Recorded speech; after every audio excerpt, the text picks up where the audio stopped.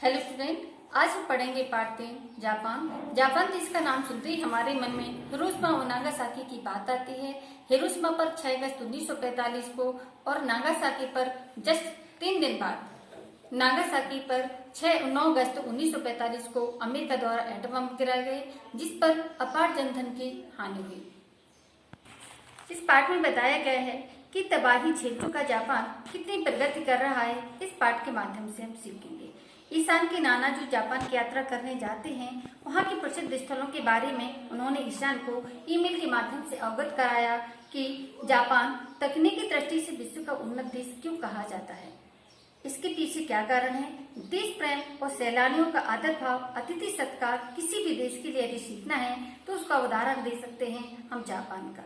वहाँ संसाधन सीमित है, लेकिन वहाँ के निवासियों ने उन्हें कलात्मक ढंग से सजाया एवं संवारा है। आइए आगे पढ़ते हैं। हमारा पाठ ऐसा है जापान। जापान को उगते हुए सूरज का देश कहा जाता है। प्रातःकाल उदित होते समय सूर्य की सबसे पहली किरण जापान को ही नींद से जगाती है। इलेक्ट्रॉनिक्स और विज्ञान तकनीकी क्षेत्र में जापान ने विशेष सफलता प्राप्त की है। यहाँ की तकनीकी संपूर्ण विश्व में अपनी गुणवत्ता के लिए नाम कमा चुकी है।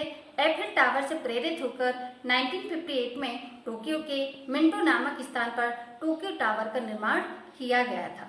सफेद और नारंगी रंग के इस टावर की ऊंचाई 333 मीटर यानी 1093 फुट है। यह टावर अपने ऊंचाई से जापान के तकनीकी विकास की घोषणा करता हुआ प्रतीत होता है। जापान में लोग एक दूसरे का अभिनंदन करने के लिए अपना सिर झुकाकर योरोशुकु आनेगाई शिमासु बोलते हैं। इसका अर्थ होता है स्वागत करना। जापान का पारंपरिक बौद्ध मंदिर कामाकुरा में स्थित है। इसकी स्थापना 1252 में हुई थी। इस मंदिर में स्थित भगवान बुद्ध की प्रतिमा 13.35 मीटर ऊंची है। जापानी लोग पारंपरिक संस्कृति को अपनी बहुमूल्य धरोहर मानते हैं। यहाँ अधिकतर लोग पारंपरिक कपड़े ही पहनते हैं, जिन्हें किमोनो कहते हैं।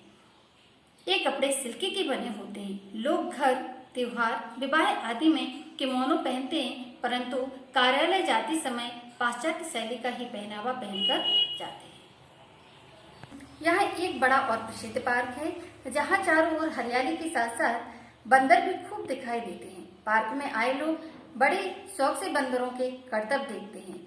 पार्क के पास एक बड़ा सा तालाब है। इस तालाब को जापानियों ने ही बनवाया था। जापान की बुलेट ट्रेन तो सारे विश्व में प्रसिद्ध है। इस ट्रेन का नाम है शिनकानसेन। यह ट्रेन 320 किलोमीटर प्रति घंटे की रफ्तार से चल सकती है। इसकी एक विशेषता यह भी है कि इसमें दरवाजों के ऊपर बड़ी बड़ी LCD स्क्रीन लगी है। इन पर जापानी और अंग्रेजी दोनों भाषाओं में लिखित रूप से स्टेशन से संबंधित जानकारी दिखाई देती है। इस कारण ट्रेन में यात्रा करने वाले यात्रियों को किसी प्रकार की असुविधा नहीं होती है। जापान का सबसे ऊंचा पर्वत है फुजी पर्वत, जो 3776 मीटर ऊंचा है। जुलाई से अगस्त तक का समय इस पर्वत पर चढ़ने के लिए सबसे अच्छा माना जाता है। प्रतिवर्ष बहुत से विदेशी भी इस पर्वत पर चढ़ने का प्रयत्न करते हैं। अगस्त के ही महीने में जापान में अवा ओडोरी नाम का त्योहार भी बड़ी धाम से मनाया जाता है। इसे सामूहिक नृत्य भी कहते हैं। 2004 में जब जापान में तोहोकु नामक भूकंप और सुनामी से तबाही हुई थी, वहां भोजन की बहुत कमी हो गई। इस समय शिमामुरा नामक व्यक्ति ने खाली पड़ी एक फैक्ट्री में खेती करने का विचार किया। जब वहां पर भूखों से लोग मरने लगे और खाने की कोई व्यवस्था नहीं थी, तब शिमामुरा नामक व्यक्ति ने खाली पड़ी एक जमीन में फैक्ट्री करने का विचार किया था। यह संसार का सबसे बड़ा कमरों में खेती करने वाला फार्म है। शिमामुरा कहते हैं कि तकनीकी रूप से देखा जाए तो इस प्रकार की जाने वाली खेती में अधिकतर सभी कुछ उगा सकते हैं, परंतु जल्दी से तैयार हो जाने वाली सब्जियां उगाना बहुत सस्ता पड़ता है। उनका कहना है कि संसार की बदलती जलवायु की परिस्थितियों में इस प्रकार की जाने वाली खेती एक दिन हमारी आवश्यकता भी बन सकती है। आइए हम पढ़ते हैं लेखक परिचय, जिसके लेखक हैं डॉक्टर सत्यप्रकाश।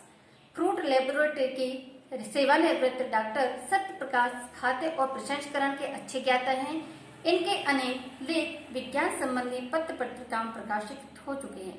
विश्व स्वास्थ्य संगठन के फेलो के रूप में सत्य प्रकाश ने अनेकों देशों की यात्राएं की हैं। सार्क देशों की खाद्य प्रयोगशालाओं की स्थापना के लिए भारत सरकार ने इन्हें नामित किया था। इन एक कॉन्फ्रेंसिंग के लिए जापान यात्रा का ईमेल इन्होंने अपने नाती ईशान को भेजा था। आइए अब हम देखते हैं पाठक के शब्दार्थों को। विमानपत्तन का अर्थ होता है हवाई अड्डा।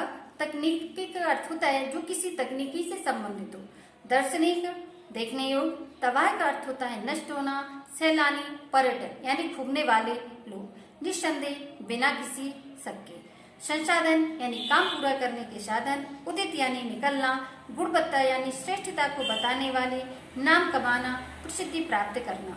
अभिनंदन करना, स्वागत करना। पारंपरिक यानी परंपरा से चला आता हुआ। धरोहर होती है हमारी अमानत। पाश्चात्य होता है पश्चिमी देशों से संबंधित।